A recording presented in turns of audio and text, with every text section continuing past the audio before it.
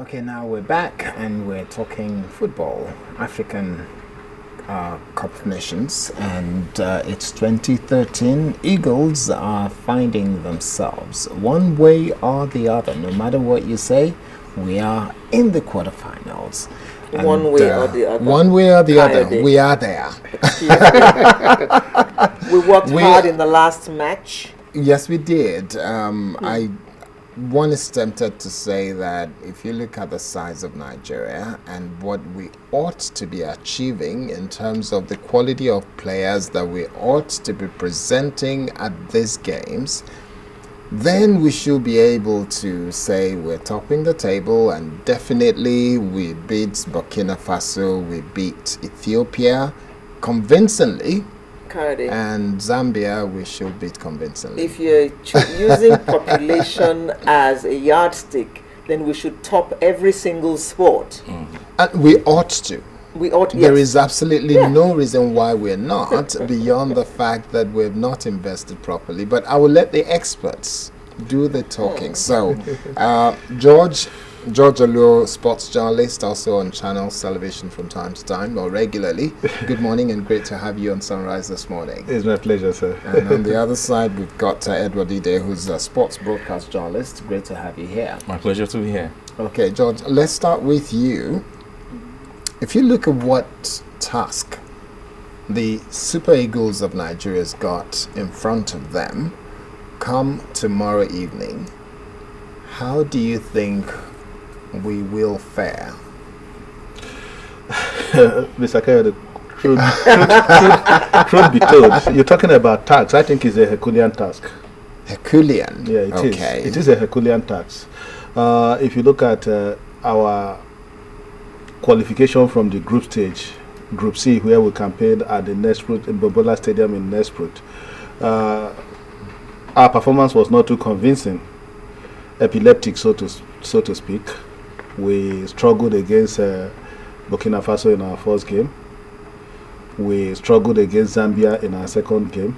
We thought we would do better in the game against Ethiopia. We literally crawled into the quarterfinals. We didn't fly into it like Super Eagles. The Eagles will fly. But then, when you get into the knockout stage, it is not always the best side that wins from experience. It is the team that makes the least mistake that carries the day. And there is a tendency for the two teams to approach the game differently, because at the group stage, you still have another opportunity. But when it gets to the knockout stage like this, you throw in everything into the game. And it behoves on any team to take its chance. Once you get your chance, once you take your chance in football, like if you look at the group stage, we were complaining that the Egyptian referee gave a penalty to Zambia at about 3 minutes to the end of the game. But Nigerians have forgotten that this same referee gave us a penalty which we threw away. So if Mikel had taken that penalty that he threw away and we scored our second goal, we would have been talking about Zambia scoring at best a consolatory goal. So when it gets to the knockout stage now, it behoves on Stephen Keshi to tell his boys to take their chances as they come. If you take your chance as they come, there's the tendency that you could go ahead. Like I said, a Herculean task is ahead of us tomorrow afternoon at the Royal Bafokeng Stadium in Rosenborg. But Nigerians are underdogs, no doubt about that. If you look at the pedigree of the two teams. Do we really admit to being underdog to? Yeah, we are. The Ivorians have the best team in Africa at the moment. There's no doubt about that. We have to accept that. If you look at the kind of players they parade, they have the best players that Africa can boast of at the moment. The Jevihos, the Kolo Toures, the Yaya Toure, the DJ Drogba, the Emmanuel Eboué, the Conan, and that goalkeeper Barry, they've been there. This is the best generation of Ivorian players in the last 1 decade. They've come close on 2 occasions. In 2006, they lost to the hosts, Egypt, after beating us in the semi-finals. 10-9 penalties, it ended at the Cairo Stadium. In 2012, they came close again, lost to Zambia. This same generation of players, 10-9 penalties again, it ended against Zambia. This time, they are out to give it their last try. And I think They want to put everything into this one. Okay. Like I said, the task is Herculean. Yes. Let's keep it at that, but it is not a mission impossible for Nigeria. So, Yeah, Edward, do you agree with him? also, when Is you it look Herculean? at it, Do we have a chance? Yes. We do have a chance. We're saying, of air that football is like biscuit. It can break from any angle. It can be a cruel game. It's a situation where, like George said, when you get to the quarterfinal stage, all the permutations, all the calculations of, okay, I draw this game or I lose this game and I may move on and not more, all that goes down under the water. Now you face a situation where you go home. Exactly, you take your chances. It brings me back to what you were saying earlier when we're talking about the pressure of population. I mean, Kayode said something about Nigeria. If it's based on the population, Nigeria will be winning things, but it doesn't have to fall that way. A country like India has massive population, but they are not a superpower in football. But that's because they're not really playing it. They're Okay, not focused now on look it. at it from the under They're playing angle. cricket. Yes, And they're they're doing winning very cricket. well. Amazingly, they have been involved in football for over 20, 30 years.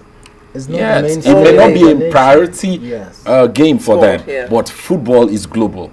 That is, I mean, that cannot be taken away from anything. And if you consider a country like Cape Verde, the point I'm getting to really is it's about the pressure.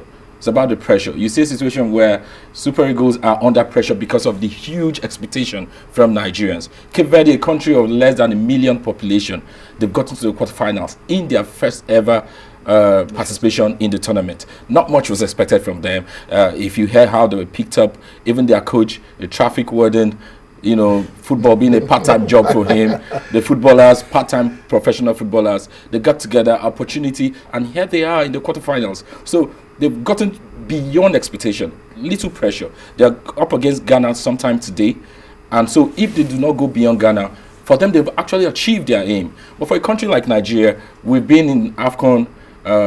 This is the 29th edition. Nigeria has qualified for the quarterfinal stage as much as 15 times. We have won it how many times? We have won it 2 times. Now, why I was trying to be careful not to so much as support Mr. George here is, I will not totally agree that we are underdogs. This is the biggest, this is the icing of the cake as far as quarterfinal games are involved. Cote d'Ivoire, as at the moment, is Africa's top team, yes. Nigeria is rated number 9 based on FIFA statistics. But you don't have to go by all the statistics. You know that a country like Sierra Leone is placed ahead of Nigeria. What have they achieved in football? Algeria is number 2 in the FIFA rankings going into this tournament. I mean, see how they got knocked out. They lost their first 2 games. So, the permutations that FIFA does with the rankings is something that's still not very clear. But the point is, Nigeria are 2-time champions. Ivorians have won it only once. If you go by the records between those 2 teams, 5 times they've met, two wins for each team and a draw. So no matter what kind of team we're there with now, we have it on our CV as having won it twice. I mean, Nigerians are the giants of Africa. When it comes to, I don't agree with you. I knew you were going to go to that. All kinds of tweets yesterday. In fact, one of them said, "You say you are giant of Africa, and you can't even broadcast this match to your people." True. I mean, that's a sad aspect of it. But we don't want to go into that. It's an issue that is left to the federal government, the financial situation.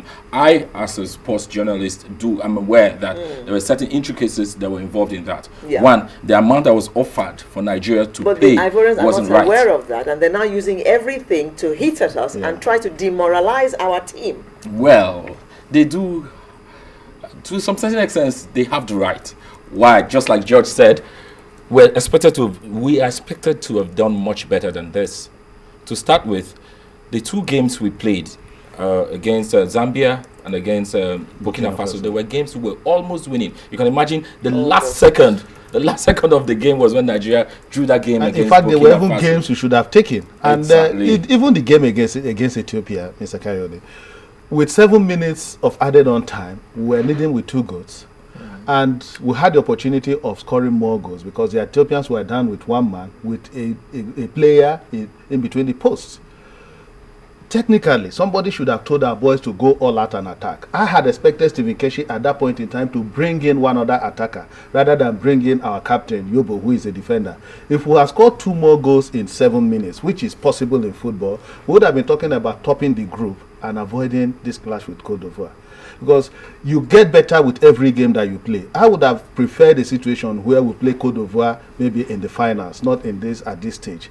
And the question I ask again, one thing that bothers me is, even if we win today, what are the chances that we'll go all the way? It's you know that history is replete with situations where Nigeria has always played and win at the quarterfinals. Let me make bold to say this. I actually prefer, I'm persuaded that it's better Nigeria is playing Cote d'Ivoire than Togo, which is the other qualifying country. Why do I say this? If Nigeria had finished top of the group and eventually gone on to meet Togo, the situation will be just like what we've seen in the previous games, where we're playing Ethiopia and we're like, is it not Ethiopia? We've beaten them so and so times. In fact, just going into the tournament, Nigeria defeated them 4-0 and all that. And then that lackadaisical attitude will have set in. It's a thing. I don't want to say it's a general Nigerian thing, but it's a thing with our football that I personally can't understand. Going into that game against Ethiopia, we had every reason to come in with all the aggression, with the emphasis of getting the goals. But if you see that first half, it was so lethargic. You'll be wondering, we needed at least a goal, but I can't remember how many shots ago we took until that individual brilliance put up by Victor Moses that got us the goal. So I'm saying that against a team like Cote d'Ivoire, that we know is a top-notch team, they have better players at the moment, the Nigerians have to bring their A game to the table. They know that, hey, these Cote d'Ivoirians would tear us to pieces if we do not play the best game. But if we're up against Togo, the situation would be likely where we'll be like, is it not Togo? Highest is Emmanuel Adebayo they have. And you see a shambolic performance. And at the end of it, it would have been an embarrassment if we had lost that game to Togo. Because you're talking about ratings, you're talking about quality of materials of the personnel in the team. But now against a team that you know naturally is a better team, you will sit up. You will want to at least hold your own, as the players are saying it's 11 against 11. So that's my take. It's better that we're up against a team that seems relatively much more illustrious than we are. Okay, talking about better team, George, tell us, if the balance at times is mano or mano, for one man against one man, if you look at every position on the football pitch for tomorrow's game, how do we rate our attackers, our defenders, our midfielders, and everything? How do we rate against the Ivorians? Yes. I would say that if you look at, in terms of quality of players, we won't rate badly. Let me start with the goalpost. They have Barry, quite experienced. We have Vincent Eyama. And even if Vincent is not starting, we'll have Austin Ejide, who most likely won't start. Without Austin, we'll have Chigozie Agbin. 3 good goalkeepers, no doubt about that, in post. Austin Ejide and Eyama had been at the World Cup. So they have World Cup experience, they have the pedigree. They were in South Africa. Even Ejide was in Korea 2002. So we'll have good goalkeepers that could... Sorry to butt in. Right now, Vincent Eyama is regarded as the best, based on his recent rating, the best goalkeeper in Africa. Okay. So we'll have good goalkeeper that could match Barry. In the defense, come to look at it, we'll have on the right side, Elderson Echejile, who plays for FC Braga. They played in the Champions League this season, and he has been to the World Cup. In the central defense, we'll have Iyobo, that is quite experienced. This is his 6th Nations Cup, the captain of Nigeria. We want to see him win something. In the midfield, we'll have Nosai Gebo. I hope he starts tomorrow, because Fengo Egude is out of it because of card. Nosai Gebo plays for Real Betis. Good player, he is very skillful. One of the most talented players that I've seen, Nosai Gebo. I'm surprised that he has not been able to play to the highest level in this competition. I hope that tomorrow's game will bring out the best in him alongside Mikel. I expect to see him attacking while Mikel will be doing the defensive midfield role. So I expect to see a good midfield. In the attack, we'll have a hustler in Emmanuel Emenike. If he starts alongside Ikeuche, these are 2 daredevil strikers. From the wings, we can use Ahmed Musa and Victor Moses. Victor Moses is, for Christ's sake, playing for Chelsea. Good player he is. Ahmed Musa is playing for Sparta Moscow. So if you look at it, we'll have a good team on paper. But I want to see these boys translate what they do for their clubs to Nigeria. Then on the side of the Ivorians, Barry is in post. We'll have Emmanuel Lebu, who has been very loquacious in the defense for them. We'll have Didier Drogba, as usual, going to spearhead the attack. We'll have Yaya Toure and Kolo Toure in their middle. But the only thing is, we must ensure that Yaya Toure does not give those killer passes, because he is a player with vision. He is a player that, if you look at the second goal he scored against Tunisia, creativity comes into play. He picked his spot and he buried that ball in the net. He shouldn't be allowed all that room, and that is the role that Mikel should play. And Good Etienne, he is conditioning his mind to this, that it's going to be a battle between him and Yaya Toure. And I think Mikel has all it takes to match him in the middle of the pack. Then we shouldn't give Drogba all the latitude. In Egypt, when we lost to them in the semi-final, it was a true pass. And Drogba came face to face with Vincent Eyama, and he scored the only goal that made all the difference. So we shouldn't allow the Drogba all the latitude. And then Gervinho should not be made to do all those runs. Keshi must ensure that he puts a man on him. Because once you frustrate Gervinho, he begins to make silly mistakes. The same thing for Kolo Toure. When we played against them, I think our coach should study our game against the Ivorians. When we played against them in Ghana 2008, it was the same thing. Toure literally strode through our defense, came face to face with our goalkeeper, and he scored. So if we look at those things, we should ensure that we do tight marking, not zonal marking. If our defenders mark very well and Drogba is not given the opportunity and Gervinho to do all those runs, and then Yaya Toure is checked in the middle of the park, then I think at the end of the day, we'll frustrate the Ivorians. And once we don't concede early goals like we against the Ivorians, after 45 minutes, the confidence of our boys will naturally come up. And then in the second half, anything could happen.